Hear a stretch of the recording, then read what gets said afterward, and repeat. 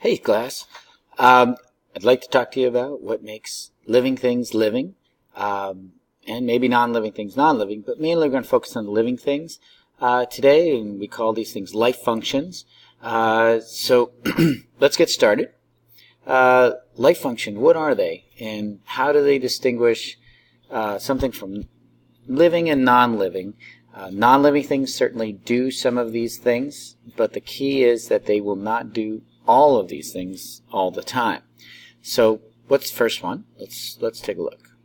All right, so basically, what's life? And that's really the big question that we try to answer in biology class, and that's not always easy. They carry out these life functions. This is what we usually use to say whether something's living or non-living if there's a question about it. And there's a key. We're going to kind of go back to this one. There's this 4 R's and 10s. And this is a mnemonic device on how you can remember all 8 life functions. We'll get back to that in just a minute. Okay, but write that down as well. Okay, so what are they? They're reproduction, regulation, repair and growth, respiration, transport, excretion, nutrition, and synthesis. And now you can start to think about these are your 4 R's and these are your 10s. So when we need to give out all 8 or just review all 8, we can always remember that 4 R's and 10s. Okay, so don't forget also a couple of more important things. The criteria for living things is that life functions occur because of cells. Most of them occur within the cells or chemicals that they might excrete or processes that those cells actually carry out based on their own processes that they have. And then complex organisms like ourselves, we're divided up into organ systems. But again, this is all based on cellular activity. Single-celled organisms, they all occur because of these tiny parts called organelles, which stand for tiny organs almost. You can think of mitochondria almost. That's what they're organelles. But we kind of divide up and have things working together, cells working together into organ systems. Okay, so the first one, what's reproduction? That should be obvious. And basically this is forming offspring like yourself, or the parent forms an offspring like itself. And this is important for the species. Not necessarily has to occur all the time for the individual, but it does need to occur if the species is going to continue. And we'll talk about that later in the year when it comes to endangered species and even extinction. And you can see a hydra here. Oops. And you can see a hydra with some of its offspring growing off of it. There's a little tiny bud, and there's another bud, and that would be asexual reproduction. And we know it's the reproductive system, and this is the egg, and obviously sperm as well. So fertilization, and that's sexual reproduction. Okay. So next one, regulation. Basically the ability to respond to the environment. So if you have something really hot, the obvious reason if you touch something hot, you're going to take your finger off. And we've all done that before. But even if the atmosphere is hot or the air around you is hot, you might actually slow down your activity. You might sweat to cool yourself down. Those are all regulatory activities. And we have so many thousands of regulatory activities that we don't even know about and we don't have to keep track of. And these might be controlled by hormones and enzymes in our body, and certainly our nervous system responding to several things as well. Okay, so that brings up that idea of homeostasis, the ability to maintain that internal stability. Okay, and where we know we have changes that occur within our body, but we need to keep everything within a certain range. We'll talk about homeostasis a little bit later, but it has to do with regulation. Okay, and the big body systems that we use are the nervous system. You can see some neurons and brain here. Getting information from the environment and sending it back to certain responders in our body. We'll talk about more of this later as well. And there's some neurons. You can see pictures of neurons. We'll get to those later as well. Okay, the endocrine system. The endocrine system is the other system that you should know is also involved in regulation. And there you can see some of the glands that we have that you might know already, pituitary, thyroid. And they're going to secrete hormones and control the body through chemicals. Repair and growth, that's our next function. That should be obvious too.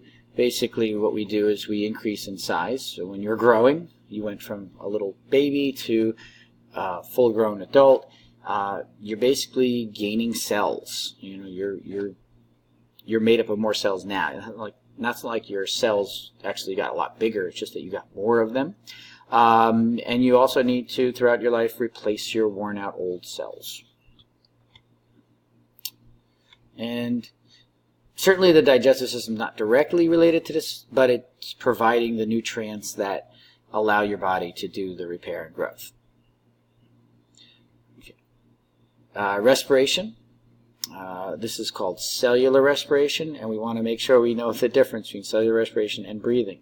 They're not the same.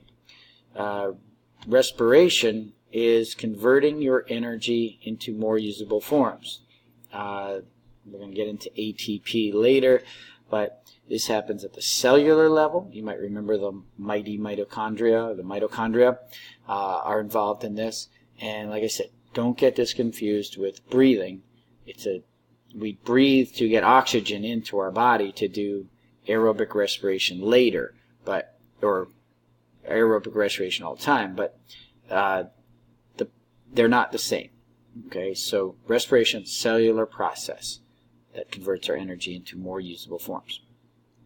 Okay, the body systems, obviously the one. Respiratory system brings oxygen in, digestive brings nutrients in like glucose, and circulatory moves these all around to all parts of the body like your muscles and every cell.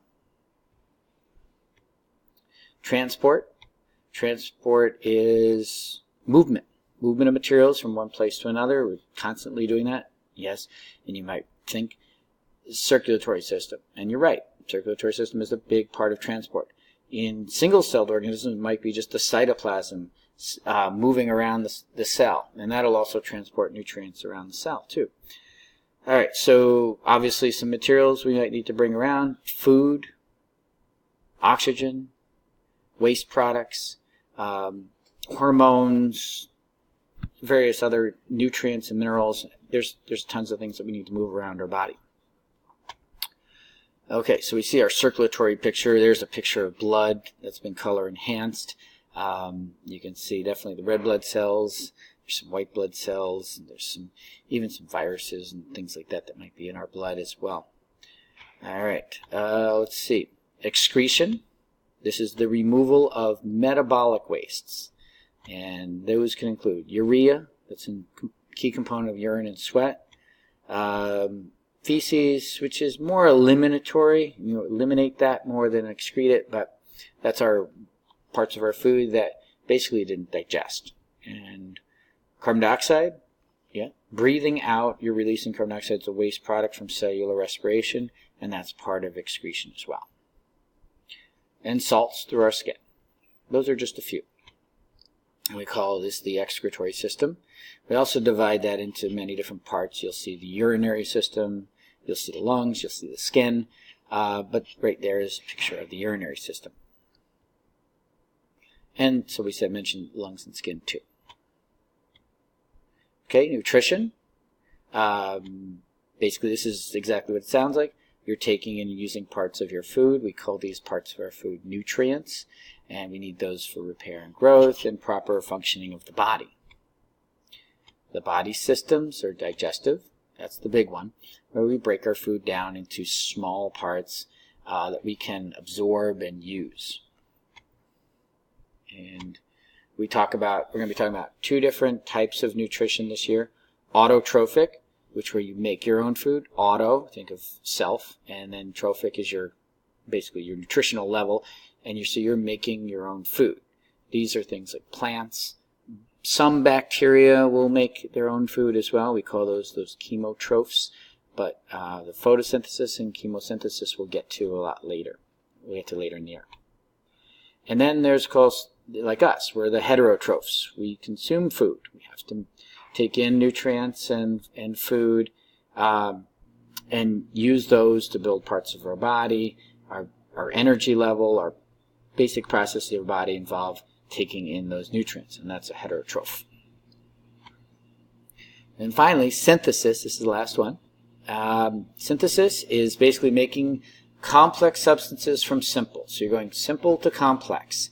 And that's a synthesis. You're making something bigger. You're making it more complex. Basically, we take in things like amino acids, and we're going to be synthesizing a muscle out of that. Okay? Or we take in sugar, simple sugars, and we make glycerol. I'm sorry, not glycerol, but glycogen, and then eventually fats out of that. So basically synthesizing materials from simple materials that we can actually absorb through our digestive system.